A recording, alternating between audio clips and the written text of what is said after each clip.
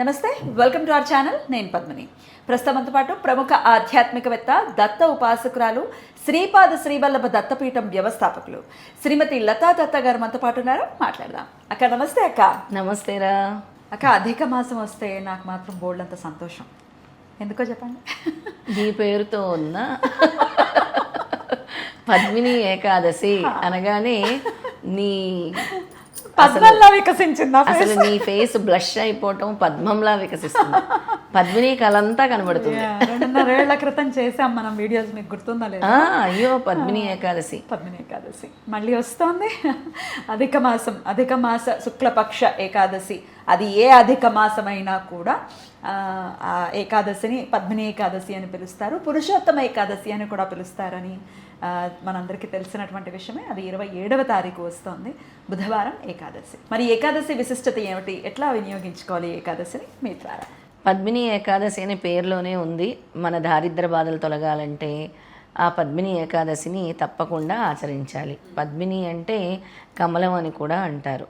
ఇక లక్ష్మీదేవి అనుగ్రహం కావాలన్నా, విష్ణుమూర్తి అనుగ్రహం కావాలన్నా ఆ ఏకాదశి వ్రతాన్ని ఆచరించాలి. ఇక త్రిమూర్తి స్వరూపులైన దత్తాత్రేయ స్వామి ఆరాధన కూడా ఇంకా అధిక మాసంలో వచ్చింది కాబట్టి ఈ ఏకాదశి చాలా విశేషమైన ఏకాదశి.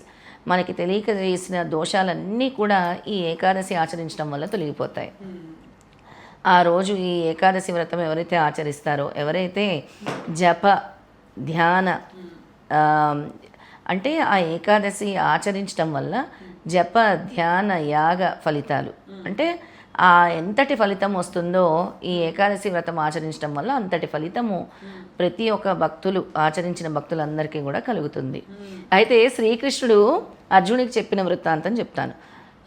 కృతవీర్యుడు వృత్తాంతం చెప్పారనమాట. కృతవీర్యుడు ఎన్నో సంవత్సరాలుగా పుత్ర సంతానం, అసలు సంతాన ప్రాప్తి లేదని ఎంతో బాధపడి, అన్నీ ఉన్నా కానీ పుత్రులు లేరు, సంతాన ప్రాప్తి లేదని చాలా బాధపడుతూ ఉండేవాడట.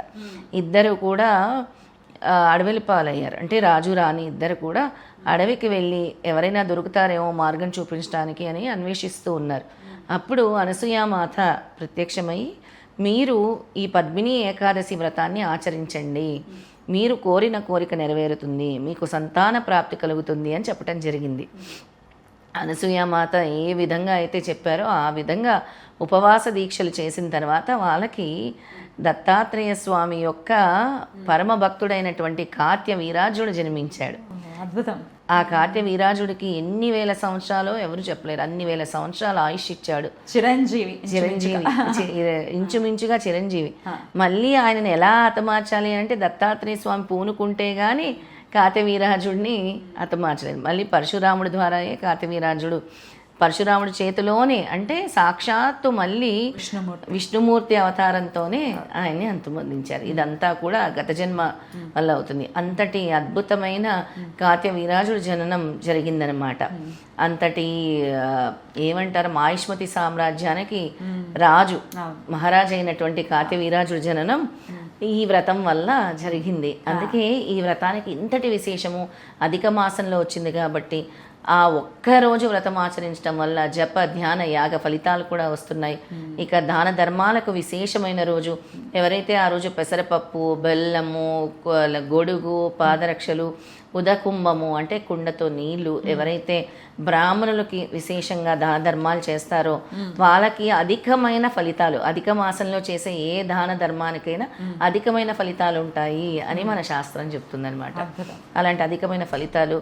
అలాగే అనార్థులకు దాన ధర్మాలు చేసినా కూడా విశేషమైన ఫలితం కలుగుతుంది. ఇక ఈ ఏకాదశి రోజు దత్తాత్రేయ స్వామి ఆరాధన, విష్ణుమూర్తి ఆరాధన, లక్ష్మీదేవి ఆరాధన చేయటం కూడా విశేష ఫలితాలను ఇస్తుంది. దారిద్ర బాధలు కూడా తొలగుతాయి. ఇక అందరూ కూడా ఓం వామనాయ నమః, ఓం త్రివిక్రమాయ నమః అని నామాన్ని జపించాలి. ఓం వామనాయ నమః. అలా రోజంతా మీరు ఉపవాస దీక్షలో ఉన్నప్పుడు, ఎందుకంటే విష్ణు స్వరూపమే వామనుడు కూడా, ఆయన్ని జపించుకోవచ్చు. అలాగే ఓం ద్రాం దత్తాత్రేయాయ నమః అనే నామజపాన్ని కూడా త్రిమూర్తుల్ని ధ్యానించినా కూడా విశేషమైన ఫలితాలు కలుగుతాయి. అద్భుతం అక్క. అసలు చాలా అసలు ఏకాదశులు అంటేనే ఆ వైభవం ఉంటుంది, అందులో ఎటువంటి సందేహం లేదు. సో ప్రతి ఒక్కరు కూడా వినియోగించుకోవాలి. అయితే ఉపవాసం ఉండలేమండి, మాకు రకరకాల ఆరోగ్య సమస్యలు ఉన్నాయి అనుకునే వాళ్ళ పరిస్థితి ఏమిటి? వాళ్ళు ఏకాదశి రోజు అన్నం ఒక్కటి తినకుండా ఉంటే చాలు.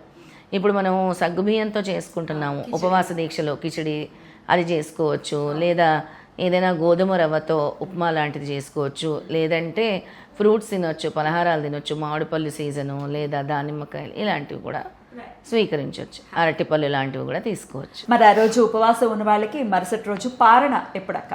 అయితే ఉపవాస దీక్ష చేసిన వాళ్ళు మర్నాడు ఉదయం అంటే మే 28వ తారీఖు ఉదయం 8 గంటల లోపు తినేయాలి. తినేయాలి, రెడీ చేసేసుకోవాలి. ద్వాదశి ఘడియల్లో తినాలి ఖచ్చితంగా ఉపవాసం ఉన్న వాళ్ళు అని ఖచ్చితంగా చెప్తూ ఉంటారు. ఆ ద్వాదశి గడియల్లో తినటం వల్ల చాలా విశేషమైన ఫలితం. ఎవరికైనా అన్నదానం చేసినా ఇంకా అధిక ఫలితము కలుగుతుంది. అద్భుతం అక్క. చాలా చాలా చాలా బాగా తెలియజేశారు. వామనాయ నమః, త్రివిక్రమాయ నమః చాలా ఈజీగా చేసుకునేది కాబట్టి చాలా అసలు జ్యేష్ఠ మాసంలో అధిక మాసంలో జపించాల్సిన మంత్రాలే ఇవి. అవునా? ఓం జ్యేష్ఠ రాజాయ నమః, ఓం త్రివిక్రమాయ నమః, ఓం వామనాయ నమః. ఓకే, మనకి కూడా ఆ స్వామి రక్షణలో ఉంటాము, మనం మన కుటుంబము. అధికమైన ఫలితాలని కూడా స్వామి ఈ నామజపం వల్ల మనకు కలుగజేస్తారు. విష్ణు సహస్రనామ పారాయణం ఎటువంటి ఫలితాన్ని ఇస్తున్నారు? విష్ణు సహస్రనామం పారాయణం గురించి చెప్పాలంటే మనకి అసలు ఎటువంటి ఆరోగ్య సమస్య ఉన్నా కూడా తొలగిపోతుంది. నేను ఎప్పుడూ అసలు గమనించేదాన్ని, మా బాబా గుళ్ళో ఒక అంకుల్, ఆయన రిటైర్డ్ అయిపోయారు. రోజు వచ్చి విష్ణు సహస్రనామం చదివారు పద్మిని. ఆయనకి మళ్ళీ పిలిచి జాబ్ ఇచ్చారు. ఆ అంకుల్కి మళ్ళీ పిలిచి మళ్ళీ సర్వీస్ ఇచ్చారు, జాబ్. రోజు విష్ణు సహస్రనామం అంటే విష్ణు సహస్రనామం ఏంటంటే ఒక అక్షయ పాత్ర లాంటిది.